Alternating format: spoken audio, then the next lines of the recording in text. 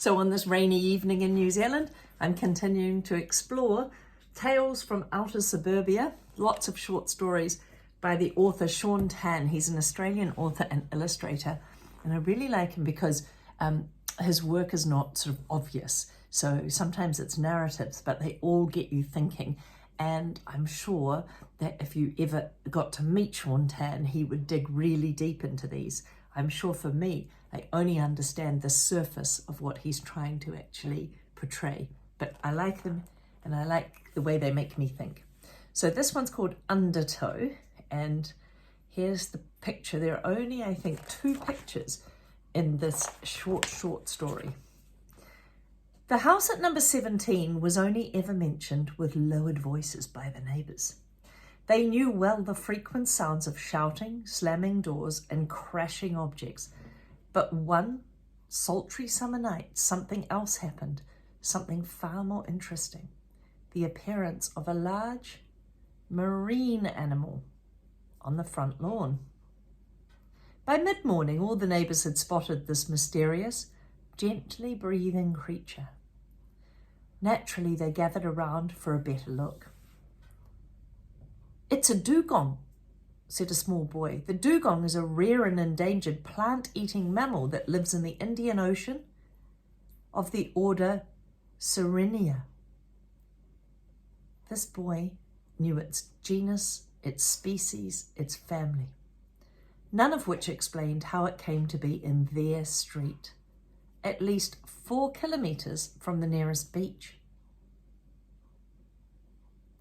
In any case, the neighbours were far more concerned with attending to the stranded animal using buckets, hoses, and wet blankets, just as they had seen on whale rescue programs on TV. When the young couple who lived at number 17 fully emerged to survey the scene, bleary-eyed and confused, their immediate impulse was towards anger and recrimination. "Is this your idea of a joke?" they shouted at each other and at some of the neighbours as well. But this soon gave way to silent bewilderment when challenged by the sheer absurdity of the situation. There was nothing for them to do but assist the rescue effort by turning on the front sprinklers.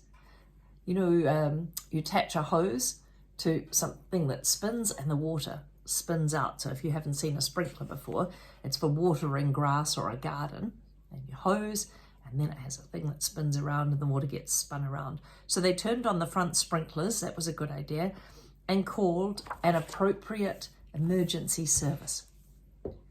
If such things existed, for instance, it's a matter of debate at some length, the patient impatiently grabbing the phone from each other's hands, who was the most appropriate service.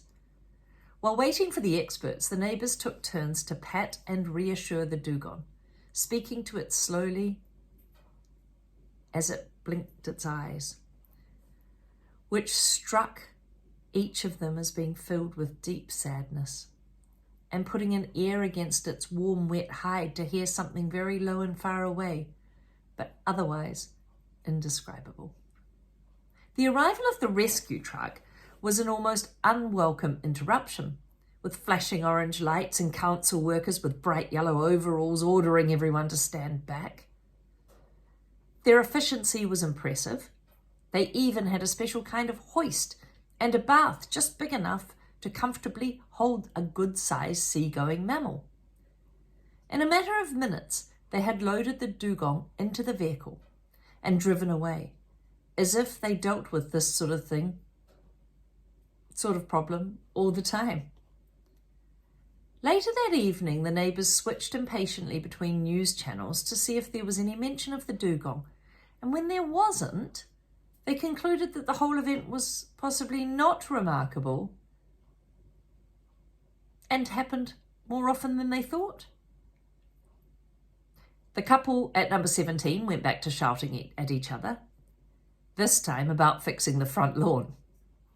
The grass that had been underneath the dugong had now unaccountably yellowed and died, as if the creature had been there for years rather than just hours.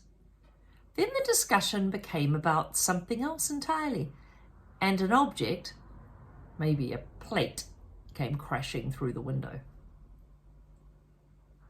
Nobody saw the small boy with the Encyclopedia of Marine Zoology leave the front door of that house, creep towards the dugong-shaped patch, and lie down in the middle of it, arms by his side, looking at the clouds and the stars, hoping it would be a long time before his parents noticed that he wasn't in his room and come out angry and yelling.